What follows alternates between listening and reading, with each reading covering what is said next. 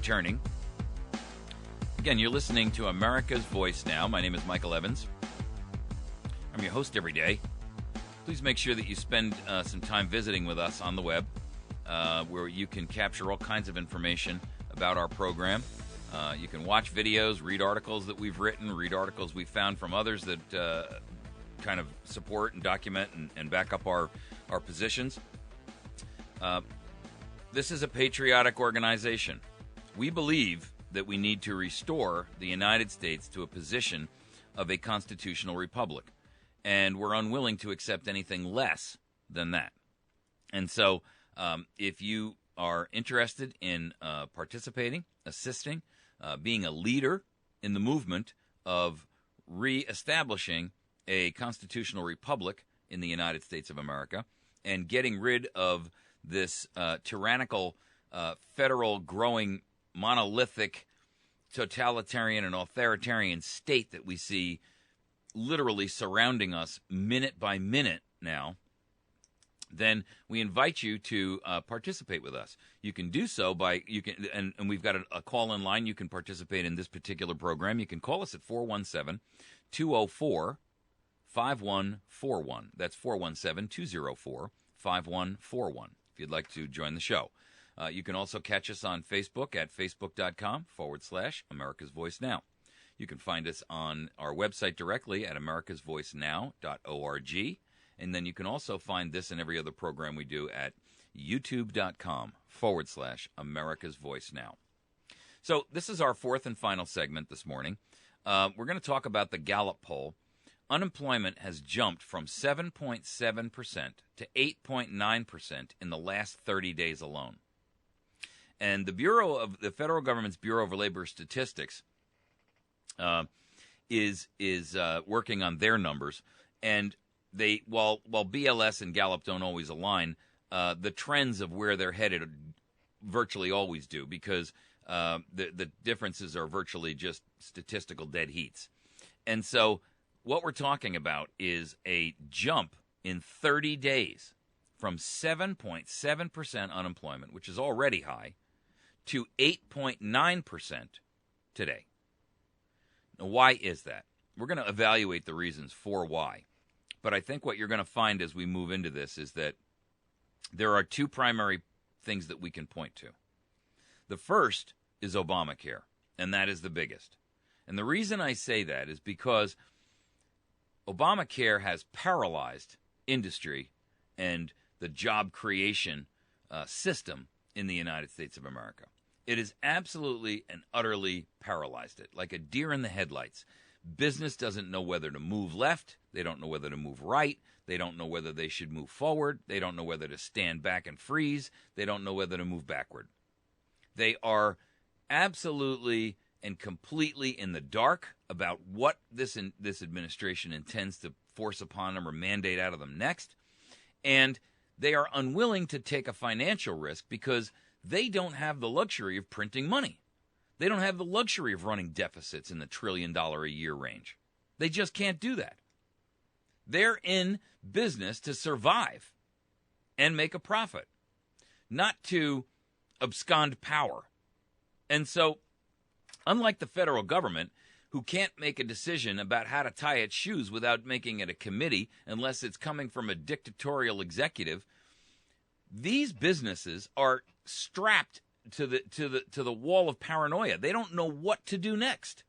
Every time they turn around, the Obama administration is doing something that damages the ability for them to plan and promote for the future. And businesses operate on planning and promotion.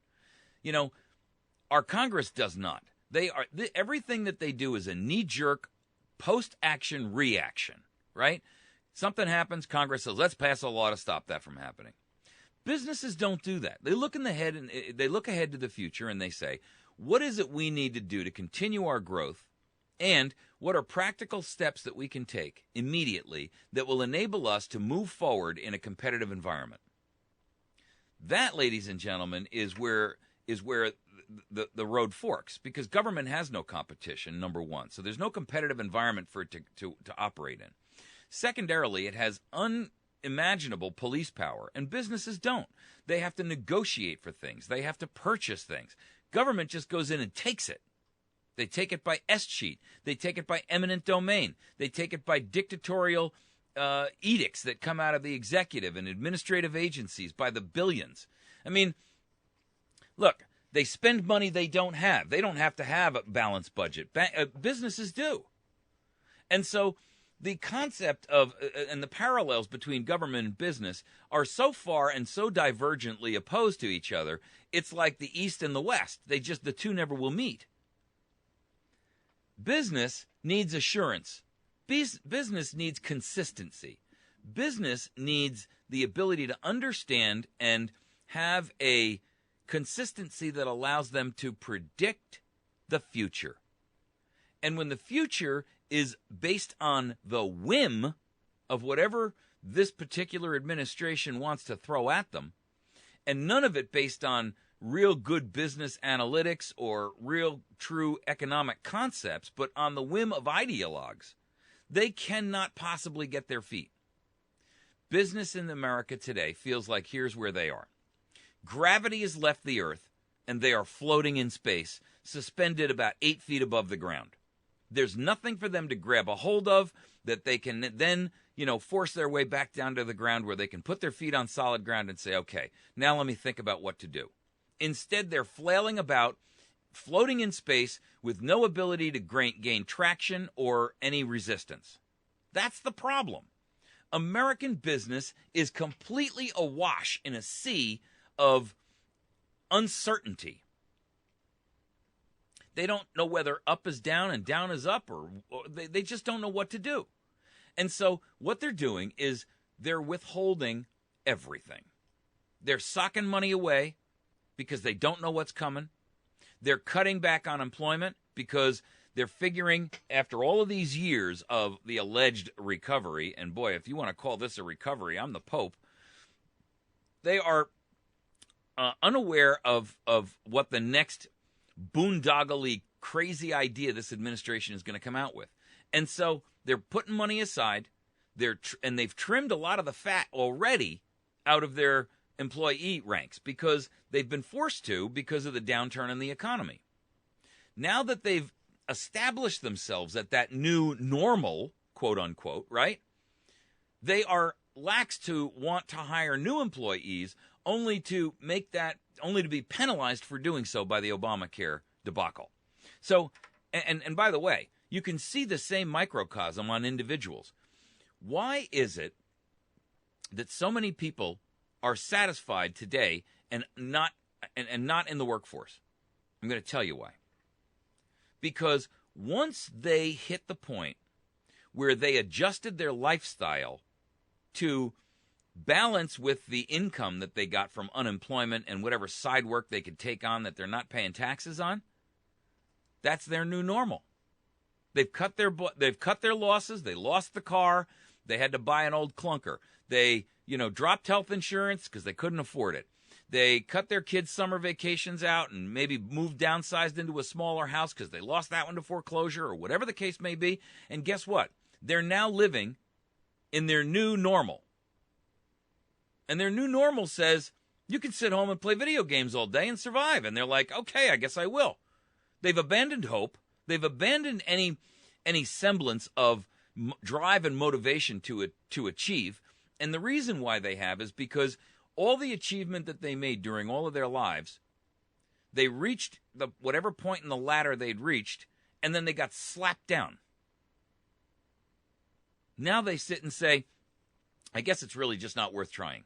So I may as well sit here and wait this out and see what's going to happen, because there's no point in my going out there and getting a job that's not going to pay. First of all, I got to get 2 part-time jobs to equal 1 full-time job. Secondly, all of that income combined barely taps what I'm making by scamming the federal government and working on the side for Bob when he hands me money under the table. And third, I got all this free time to sit around. So I'm just going to stay right here. I got to tell you, America, that is the reality of our situation. The mainstream ministry of propaganda can try to tell you otherwise and mislead those who are actively working, but that is where we are. Now, for the record, this Gallup Daily poll shows this. It's a rolling average. Right now, unemployment is currently at 8.9%. The underemployed number, that's people who are underemployed for their earning capacity and or education or what have you, that is actually at this staggering number of 17.9%. 17.9% of America, let's call it 18, round it up, is underemployed. Unemployed is 8.9 or 9%. So when you take 18 plus 9, that's 27%. 27% of the country is either underemployed or unemployed. And by the way, guess what? That doesn't count those who have completely dropped off the face of the earth in the workforce.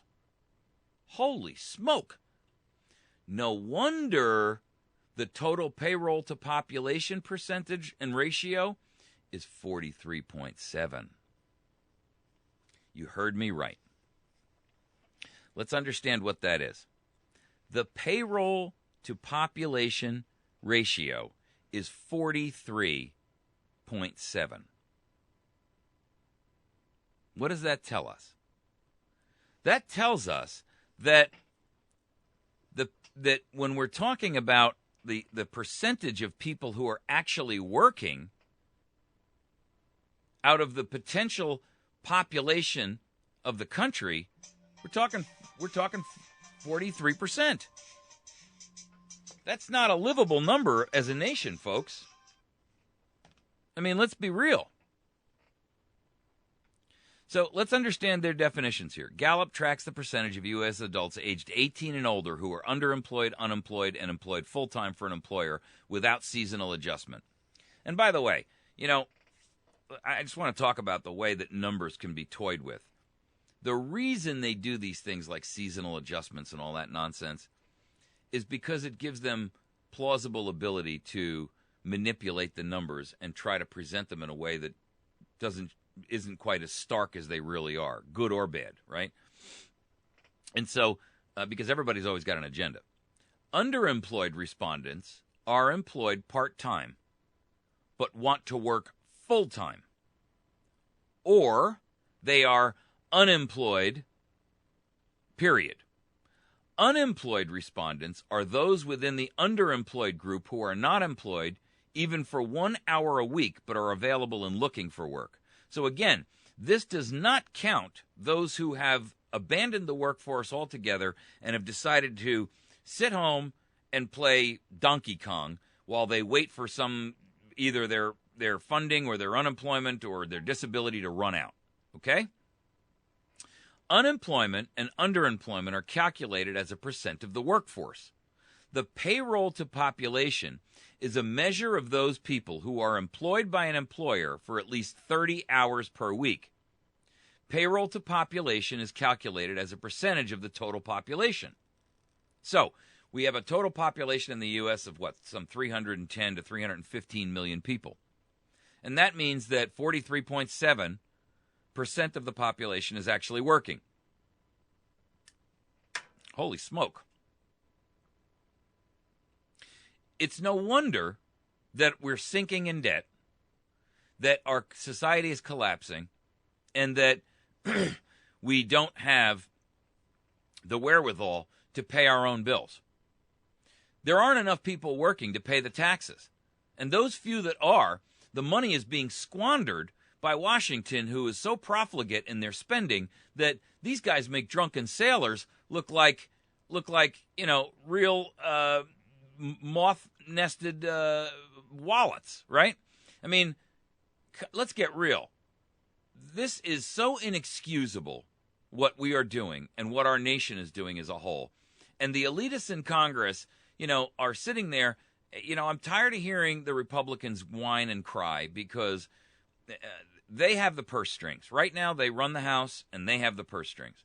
I'm tired of hearing the Democrats cry because they had both the purse strings and the Senate for a while, and they didn't do a darn thing about it when they had that opportunity. So as far as I'm concerned, all it tells you is this. They're not interested in anything that doesn't directly benefit them.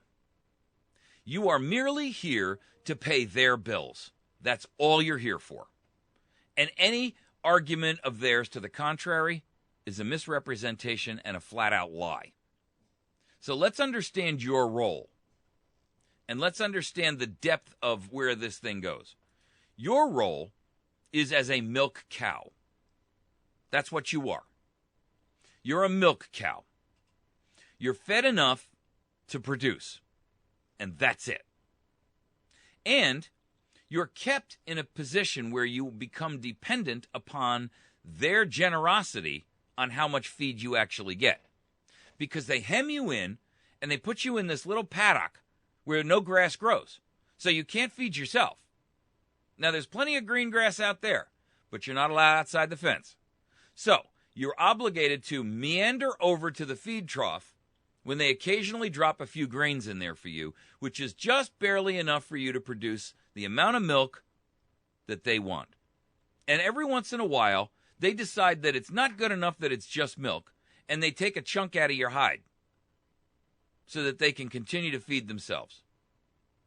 That's really what it is, people. We are nothing more than production organisms at this point. We're not entitled to have a say in our future. Our Congress completely ignores us. This administration has become so overbearing and so overpowered, the executive we're talking about here, that they are now controlling the legislative and the judicial. So we don't have a balance of powers. We don't have a separation of powers. We don't have checks and balances left between, the executive, the judiciary, and the legislative. All of that's gone. What we now have is groups that are interested in nothing further than their own self-improvement and their own maintaining their own position of power and money and wealth. And the country as a whole is suffering terribly because of it. We are suffering in ways that I'm not sure Americans will ever really truly get over. Not in our lifetimes. I mean, we're talking about serious, serious implications here. The fact that Obamacare is robbing us of full-time employment because employers are making everybody a part-timer so that they don't have to pay for their health insurance is a sea change in our entire society and culture. A sea change. It's changing everything. All of it. What we are doing and what the government is forcing upon our nation with this principle of part-time employment forced by Obamacare, or as a method to do an end run around getting socked with Obamacare, is we are destroying the absolute fabric of our workforce. We are taking qualified people and placing them in a position where they have lost their full-time engagements and are now part-timers. And now they are obligated to go out there and try to split the financial load by getting two part-time jobs that in most cases are not even equaling full-time jobs. Secondarily, the numbers that came out the other day say that 77% of all the jobs that were created in 2013, get these numbers now, 77% are part-time. So this administration's chant that they have been produced all of these jobs and we saved and or created and all that garbage that we hear. Let me tell you something. You can't count the ones they say they saved because it's not an objective goal. You can't point to it and prove it, right? Secondarily, the jobs they have created in 2013, 77% of them were part-time. And that's only the tipping point. Let me tell you where it gets even worse. Out of those, 67% were low-paying, minimum wage. People, this ain't a way to run a country. I mean, 77% of all the jobs were part-time, and 61% of all the jobs created were for minimum wage.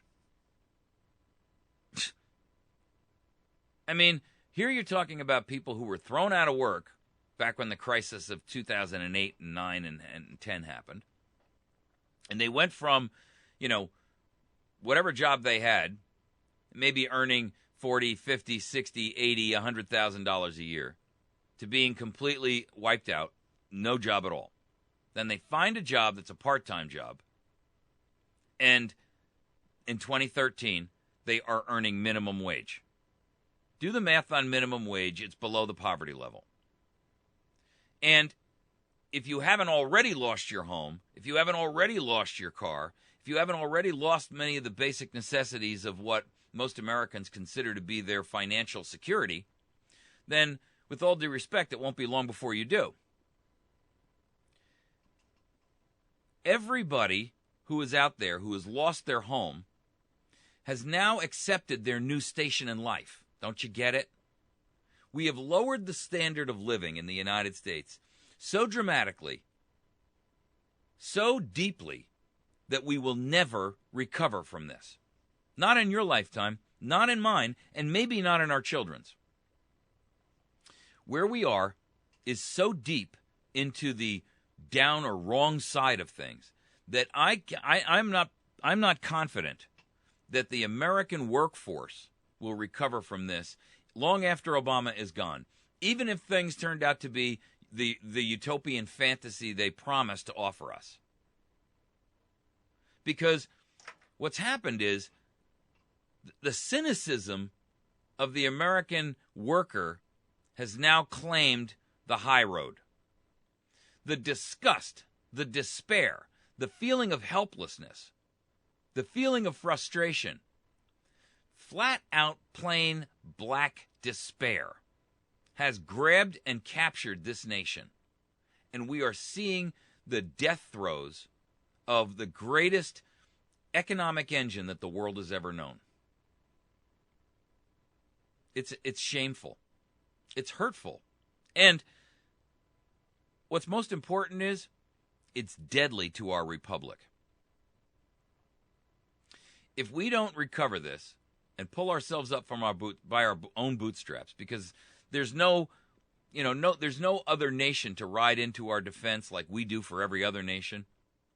There's no economic boon around the corner. There's no, universal lottery that we can win as the United States and solve all of our financial problems. I mean, the debt that we have currently now of $17 trillion and the unfunded actual liabilities, which they came out with a number last week that's actually $90 trillion. Hey, guys, hate to tell you, $90 trillion exceeds all the money in print and all the money and the value of the United States products, period. The country isn't worth $90 trillion if we had to sell it to the Martians who had $90 trillion in cash. Don't you get it? And we're going to leave our kids with this. And if you want to take into account the other risk factors that are associated with all of these Wall Street corporate bonds and all this other debt that's floating out there, the number is actually a couple of $100 trillion. $100 trillion. So how do we make that up? If everybody's working part-time for minimum wage, and they got to work 2 jobs just to make ends meet, where's the tax base? Who's ever going to pay off $200 trillion in debt? Really? Come on. Who's going to pay that off? And how? The country is awash in part-time clerking jobs, fast food restaurants, minimum wage ditch diggers. That's where we are. And you can lay most of that at the feet of this particular administration related to Obamacare. I'm not giving any previous administration a pass, so don't get me wrong and don't throw me a ton of emails saying, well, Bush did this and Bush did that. Let me tell you something. For the last 100 years, we've had nothing but traitors in office. Did you hear what I just said? For the past 100 years, we've been surrounded by traitors. So I'm not just picking on this administration. This one just happens to be the last in a long line of treasonous statists who are working against the best interests of the citizens and the United States of America. You're listening to America's Voice. Thanks for joining with us today. You can find us on the web at americasvoicenow.org. You can also find us on Facebook at facebook.com/ /America's Voice Now. And then you can also find this and every other program that we do live on YouTube by going to youtube.com/America's Voice Now. I hope that you gain some insight from some of these radio programs, and if you do, by all means, please endeavor to share them with a friend. Just take a copy of the search, the URL address in your browser and email it to a friend and say, hey, here's a video you ought to see. This guy makes a little bit of sense. Thanks so much. We'll see you tomorrow.